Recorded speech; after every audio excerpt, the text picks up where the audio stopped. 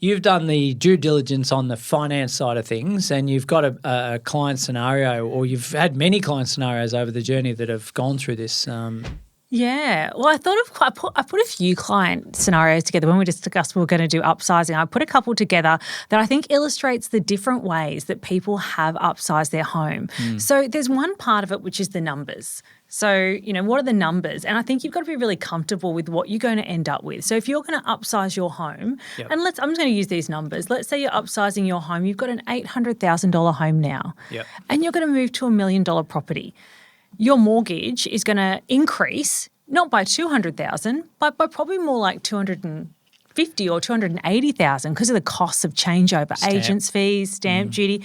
And at the end of the day, you need to be comfortable with that mortgage being at that bigger level at the end. But I think where most of the anxiety comes for people when they are upsizing their home or side-sizing or doing something about moving their home is the actual process involved. And I think the process is the daunting part. Do I buy before I sell? Do I sell and then buy? And what is bridging and can I do it? Cart is it risky? before the horse or horse before the cart? Which one usually leads?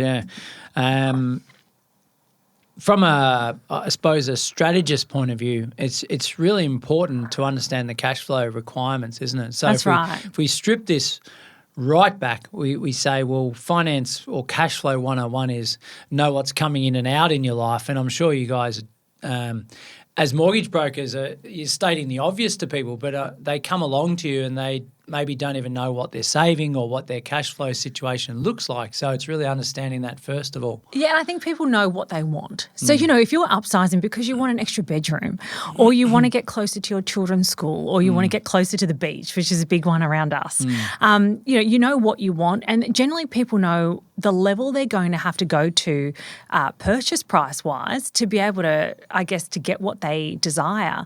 But the big thing that people need to know is, can I afford that bigger mortgage, and what am I risking when I do that? Yeah. So I think the first things that people need to get in order is, what am I saving right now? What's my situation right now? I've got this mortgage. If I've got an $800K property and my mortgage is, I don't know, $400K. What am I saving right now based on the current situation, and what will change in the next 5 years? Because it's not just the next 12 months we've got to think about, because so many times when we're upsizing our home, we may be going through a stage where we'll change jobs or we'll have a child, start a family. There's so many things that will change in our life over the short term, so we need to factor that in, don't we? That's right. But I think when people are comfortable with the end mortgage they're going to have, so let's say, you've done your research, you've done your budgeting, and maybe you have spent some time saving the amount of money that's going to be different in your mortgage. I love people to do that first. It's going to be $300 a week more. Let's put $300 a week away. So they're living that already. Yeah, put that $300 a week away for the next 6 months and see how that feels before you actually move your family and commit to something, because there'd be nothing worse than doing this changeover and actually having to go back and having the changeover again. But what I really wanted to go across today was, I guess, the process. So how do I do it? I'm comfortable with what I want to buy, but how do I actually do it? So what do I sell first or do I buy first? And I've got a couple of client scenarios that I wanted to share because I think it really illustrates the processes that people have done. So client story one is these clients had a lot of equity in their home and they wanted a bigger home. They actually wanted a bit of land. They knew that they would be able to sell their home easily. So the home that they had now was, just a really easy turnover property. But what they were looking for was quite unique. So for them, they weren't too worried about selling their home, but they were really worried about finding the right home. So for them, their risk was not finding the right property. So they didn't want to be in a position where they were going to sell their home and not have found the right property yet. So can I park there for 30 seconds? That's such a big deal for people, but it's not the most important factor, I don't think. Like people hang their hat on, I want a smooth transition from upsizing or from going from this property to that property. I want to just literally move out of this and into that. And they put so much emphasis on that they potentially rush into buying something as a result of that. Do you see 100%. And I think, the overall home that you end up with and the mortgage you end up with is much more important. For these particular clients, though, when everything was put in front of them. They knew the mortgage that they were comfortable with at the end, but something they could do, which is not available in all cases, they could actually afford to hold the mortgage they had now and the purchase price that they were going to have. So if they were going to buy a house, let's say they were buying for $1 million and selling for $800,000, they could actually, and they had a small mortgage on this property, they could actually afford to hold those two for a period of time, or at least be approved to do so. Yeah. So it's kind of like a false hold in one way. Yeah, so they've got the approval. So what we did for these clients was they could actually get the approval to hold the two properties, but they had no intention of doing that. Right. They didn't want to hold the two properties, but they had the luxury of being able to get the finance approved as if they were holding the two. Gotcha. So is that come down to the client's personality in that sense? Because saying that the bank can allow you to do this and you actually wanting to do it are two very different things, aren't they? Well, the funny thing is they never actually did it. So what they did was they had a loan approved to have the two, but they put a few things in place to make sure that they didn't actually want the two loans at any point in time. So they put a few things in place to, I guess, to mitigate that risk of them having to have the two for a period of time. And what they did was they got the loan approved in the background to hold the two. But then they already had their property getting really ready to be marketed. So they got their conveyancer to produce a contract of sale. It turned out that they actually needed to get a pool certification, and that took weeks. So if they hadn't gone down this process first, they could have been stuck, doing all this stuff. Pool certified, getting the conveyancer to produce the contract. They got the agent kind of ready to go to sell their house, but they had no intention of selling until they found the right property. Then they found the right property. And bought it. But when they bought it, they negotiated a longer settlement period. So it's really important to note that a standard contract might have, let's say, 6 weeks on it. But that doesn't mean that's what you have to have. So these particular clients said to the people selling, look, we're going to give you this offer, but we'd like to have a 12-week settlement.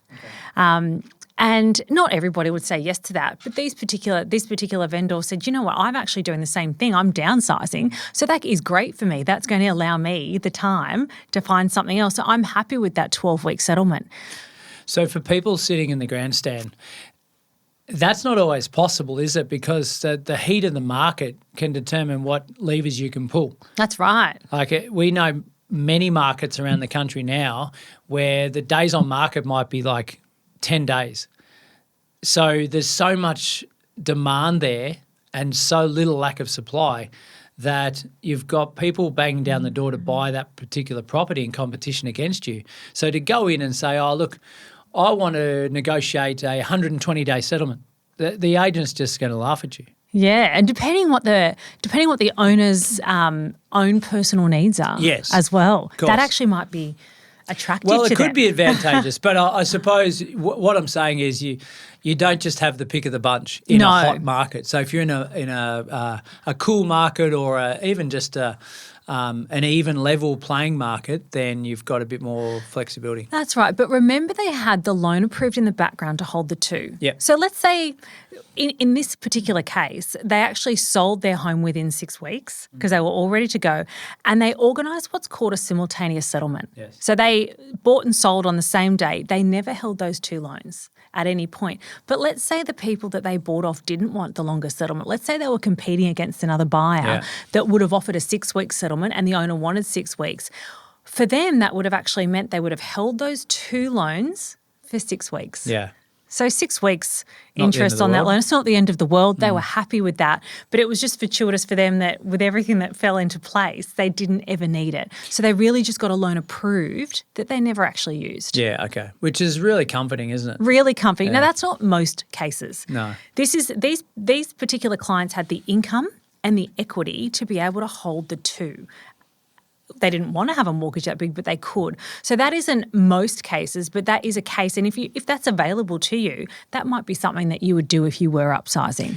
So if majority is not that, let's talk a little bit about a simultaneous settlement for a minute, because for a lot of listeners, they might not understand what that is. So as you mentioned, both properties settle on the same day. Yeah. How easy is it for stars to align for that to happen? We actually have a lot of simultaneous settlements. Right. But it takes some working out. So in this case in particular, there wouldn't have been a simultaneous settlement had they not pre-organise the longer settlement or the longer exchange period at the start. That 12-week period really enabled them to be able to do that.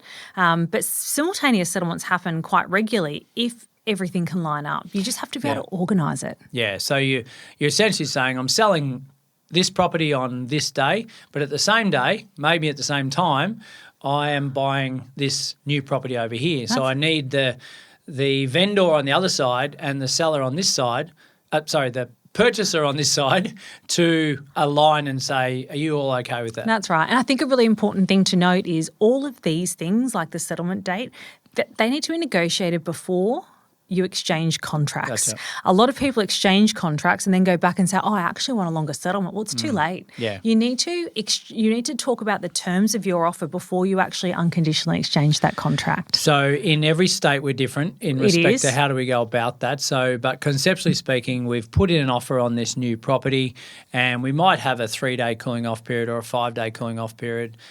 So in those 3 or 5 days, or even before we put the offer in, the offer is subject to X, Y, and Z, finance, building and pest, etc., but also negotiated already the fact that it'll be a longer settlement. That's right.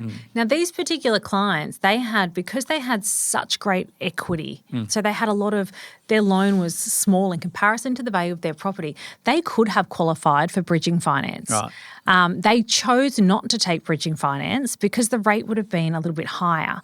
But if they didn't have the income to service the 2 loans and they still wanted to be able to buy before they sold, they would have had to go down the option of bridging finance. But when their income, because their income was big enough for them not to worry about that, they didn't have to.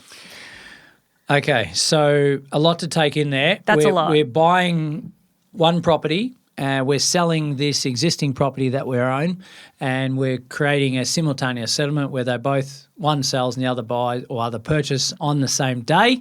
So we need our agents and our vendor and our purchaser all to align with the conveyancers all on the same day. Sounds complicated, but you do plenty of them, which is comforting. If all the stars don't align and we've got varying markets, and you said in this situation the person had a different type of asset that they were buying from what they were selling. So there's another level of detail there, isn't it? Because you could be a completely different market. I had a friend who did this where they're selling what we call a traditional residential house and buying acreage. Yep. Right? So you go from beachside to acreage, and they're always different markets. The days on market are very different. The heat of the markets are always different. The negotiation process is different. So you've really got to be wearing 2 hats, don't you? Yeah, that's right. And they felt very confident because they had one of those properties that were selling with a very quick turnover. Now, if they had a farm, we might have had a very different conversation. Yes, absolutely.